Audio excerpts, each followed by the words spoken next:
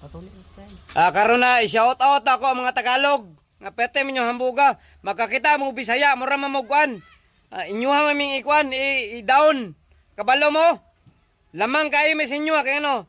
Kabalo mi mo sabot og Tagalog kamo. Kabalo mo Bisaya og sabot. Nay makasabot pero gamay ra. Mo na yung pag binulok. Makakita mo Bisaya pag respeto mo. Na. Pag respeto mo.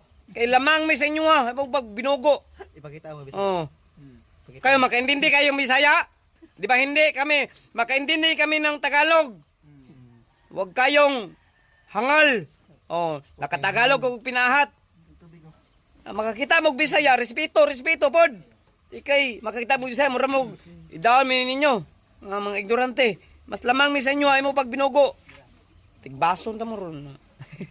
Ipakita ang mga Tagalog. Oh, bulok kay mo. Kabalo lamang kami sa inyo ha. Bisayas ug Luzon. Bisaya na siya. Dahil mga taga, sikarang Bisaya na. Kamo, Luzon ra mo. Ay pag bugo mo, animalam.